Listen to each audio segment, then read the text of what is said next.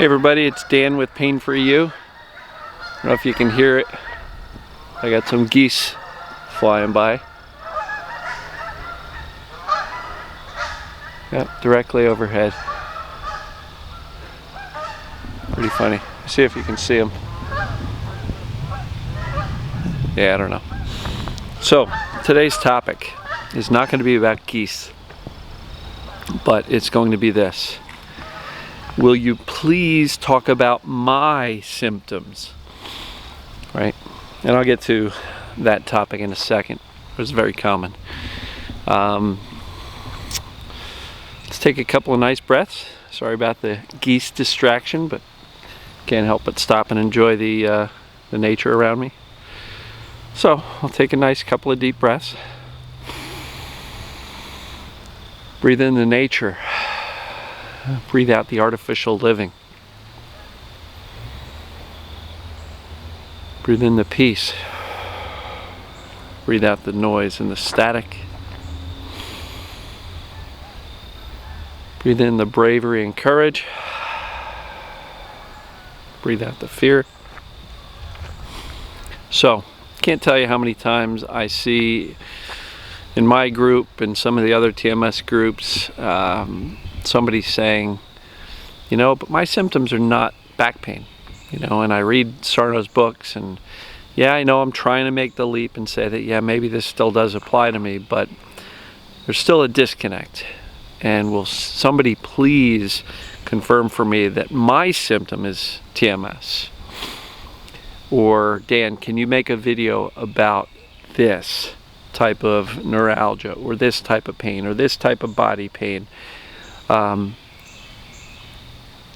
And generally, as you notice, I don't talk so much about body parts because generally TMS is TMS is TMS, and pain from TMS is TMS no matter where in the body it shows up, whether it be in the face, the shoulders, the neck, the headaches, the gut pains, the back pains, the hip pains, the knee pains, the ankle pains, the foot pains. It doesn't really matter. Pelvic pains. Doesn't matter where your pain is.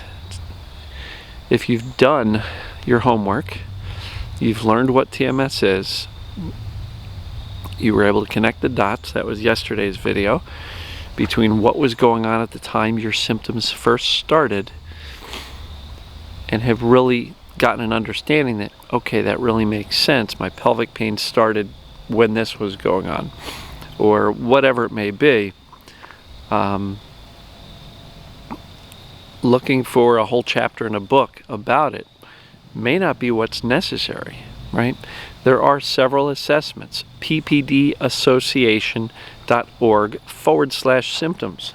There's 30 questions there that are very specifically written by the medical doctors at the top of the field as it relates to mind-body medicine. And the more of those you can answer yes to, the more likely it is that your symptoms, regardless of where they are and how strange they are and how different they are from back pain, the more likely it is that your symptoms are TMS, or this psychophysiological pain disorder, as the PPD Association is calling it now, basically mind-body syndrome. So, I will not entertain going into body parts and saying, let's talk about elbow pain today, and spending a whole video talking about elbows, or next week talking about pelvic pain, or next week talking about headaches, or next week, talking about necks or backs or shoulders or knees or whatever. Because in general, it doesn't matter where your symptoms are. It doesn't matter how long you've had them. It doesn't matter how severe they are. There are several characteristics that make something TMS. Go to the PPD Association, ppdassociation.org/symptoms. Go do those 30 questions. Go to my pain test, which is yourpaintest.com. It's a 10-question quick quiz. And a lot of people will say, but Dan, my pain doesn't move, so I can't have TMS. Look, these are not all musts. We don't have to have every one of the possible characteristics that might suggest that something is TMS in order for it to be TMS. Some people's pain moves, some people it doesn't. But the fact that it does is a strong indicator. The fact that it doesn't mean it's not. There's still other characteristics that really help us nail down. So I'm not going to get into a video-based assessment on how you can listen to this video and know you've got it. Do the pain test, do the PPD association, symptoms 30 questions, read some Sarno. If it says back pain, substitute pelvic pain. You know, look for connections on the startup of your symptoms and what was going on in your life, right? And please do not overanalyze this. We can get so hung up in trying to figure out exactly what triggered it. Well, I don't know, was it this or was it that? And maybe could it just be stress, or does it have to be an emotion? Could it be just a situation, right? And it is extremely easy to get lost in trying to figure everything out. Dr. Schubner said this in a podcast a long time ago. He said his approach is to rule out catastrophic things like life-threatening things. You know, or catastrophic meaning like a broken bone or a fracture or something like that. Things that absolutely require medical attention. So that's the first step. The second step is to rule in this thing called TMS. And we don't do that by studying an anatomy chart of the pudendal nerve in the pelvic area. That's not how we figure out if something is TMS. Well, I have this symptom on this side, and well, that area is also served by the pudendal nerve, so therefore I've got a problem with the nerve. Well, not if all the other characteristics say it's TMS, and it started up out of the blue without an injury based on a really stressful, highly emotional time. Yes, maybe that pudendal nerve is where your pain is showing up. I get it. Not a fun place. But it doesn't mean that just because you can pinpoint to the nerve that it's not TMS, right? And I will please encourage you, stop looking for reasons that TMS does not apply. Because here's the catch. If TMS does not apply, you're back to the doctors. And we know how well that went for most of us here. Just a never-ending cycle of doctor's appointments, specialists, treatments that didn't work, prognosis that says get used to it. Here's something to help you manage the pain. I don't know if this is ever going to go away, right? We've gone around that merry-go-round before. The medical merry-go-round is not a fun place to be. So why are you spending so much time trying to disprove that TMS applies to you? To me, TMS is the best news ever. It means, oh, good, my body's all right. I can get past this, right? And if we can learn to accept the fact that TMS, this mind-body syndrome, this psychophysiological pain disorder, can cause all sorts of weirdness in our body, whether it be burning, numbness, tingling, weakness, pain, muscle pain, nerve pain, headaches, gut issues, autoimmune issues, right? And gut and autoimmune, the reason for that is that stress suppresses those two systems. So if you've got autoimmune issues, you know, it's possible that too much stress is part of your life. Too much stress, TMS, how about that?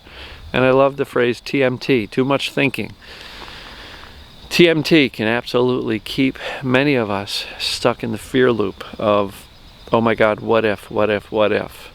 What if it's TMS and you spent 6 months questioning that and not embracing it and keeping yourself stuck in fear, worried that it wasn't TMS, and that entire time you could have really said, yeah, it's TMS. Dr. Schubner made a case at one point. He said, you know, once you've ruled in TMS, the investigation's done. There's no need for further research. Case closed. Put the research away and begin to proceed with the TMS approach. And I will tell you that the peace of mind in deciding that, okay, this makes sense, this is what I'm going to focus on, and getting back on with our life, because we're not broken. We've got the knowledge, we've done the assessments, we've accepted deeply that assessment, and we can get on to the process of feeling our right now emotions. whatever's going on. Be a normal human being. Give yourself permission to feel them. Soothe yourself, soothe your body with breathing, nature. Get outdoors, listen to the geese fly by, smile. Right? That's soothing your body, getting out of fight or flight, but also calming down our thinking, because our thinking can put us right back in fight or flight. And the thinking of what if, oh my God, what if this is not TMS, then I'm really screwed. All that's going to do is keep you in the fear mode. It's going to confuse the heck out of your brain. And a confused brain, whether it's physical or whether it's TMS, is always going to default to keeping the pain going because it thinks it's physical, and it's got to protect you from certain movements or positions or activities or whatever, right? So clarity is really important. And then you move on to the attitude of indifference. And I know you're sick and tired of me hearing it, but I will never get sick and tired of hearing people say, you know what, Dan? I did the emotional discovery work for years. Never got there. The indifference. I turned around on a dime, and within a few weeks, my pain had dropped significantly. And with continued focus on living my life and being more and more indifferent to the pains, I got better. Somebody else asked, you know, do we always have to keep doing this work? No, I do not have a daily practice. That may surprise some of you guys, but I don't, aside from shooting these videos outdoors or maybe taking a walk sometimes, getting outside, I don't have a soothing practice. I don't do meditation. I don't do deep breathing exercises. I don't do an emotional discovery exercise all the time. I've just become the type of person who, if I'm pissed off, I recognize it and I give myself permission to be pissed off for a while, feel it, and then when I'm done with it, I put the story down and I move on with my day. You know, if I ever get a twinge in my back, what's going on emotionally? All right, yeah, I'm pissed off, I'm upset, I'm sad, whatever it may be, and I move on with my day. And the key here is, how do you know when you're really fully done with this? When your certainty is at 100%, that, yeah, you know, my pain is way down and I absolutely beat it. It's not a remission of whatever's gone on. It's absolutely was TMS and I've beat it. When you have that confidence, when you have zero fear, zero. And what that means is if you get a little recurrence of pain, it means you don't freak out. It means you go, oh, it's back. What's going on emotionally? Let me check in with that. Let me soothe. Let me reassure myself, right? Because if a flare-up or a return of pain still freaks you out, you still got some convincing and teaching to do of your brain.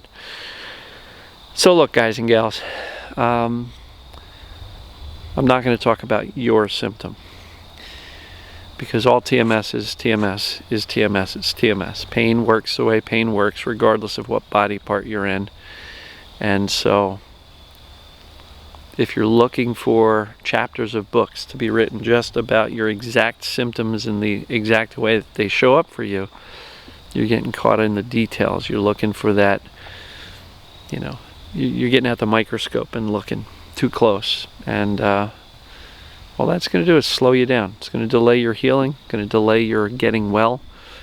And so let's stay at the high level. That's why I talk about principles of getting well. If it's TMS, accept that. High level. Because the good news is the cure, the answer, the solution, the recipe, if you will, the roadmap to recovery is all the same, no matter what your exact symptom is. Right? So what do you guys think? Was this helpful? And if you are one of the ones who says, but Dan, I know you just said that, but please talk about my symptom, take a deep breath. If the assessments indicate TMS, please, I beg of you, accept that assessment. These assessments have been put together with a lot of experience, a lot of doctors looking at these things, coming up with these characteristics of pain, personality types, connecting the dots like yesterday's video of, yep, that's what was going on there. Look, if your pain came out of nowhere when you were in the middle of all this emotional turmoil and highly stressful times, that's pretty darn good evidence, right? Your body didn't just break down. It's because of TMS. So please, I urge you to accept TMS as the cause of what's going on with your pains and symptoms. You know, and I know a lot of people say, oh, I'm looking for somebody else who has this exact set of symptoms and got better, because if I can't find that person with my identical symptoms who got better, then I'm never going to be able to get better. Please don't do that. You could spend months or years chasing an example of somebody else, but I will assure you that they are not you, you are not them. You don't need proof that somebody else had your exact same symptoms and got better for you to believe that it's TMS. The assessments work no matter where your pain is, how severe it is, how long you've had it. Somebody also asked, you know, I'm 80 years old, is it too late for me? No, it's not. This, you know, the pain system in our bodies does not care how old you are. We can still teach the brain that the body's okay, right? We can learn anything new at any age. So, love you guys and gals. Please embrace this TMS thing. Stop searching for information on your specific symptom, because your symptom is most likely TMS. And if it is, it's just like everybody else's TMS. Just shows up in thousands of different ways. Everybody's a unique individual, and nobody's going to have the same exact thing as you. So please don't get hung up looking for that. So I'm repeating myself, as I tend to do, but just really want to drive the points home. So I appreciate you. Thank you for listening, and we'll talk to you guys tomorrow. Love you.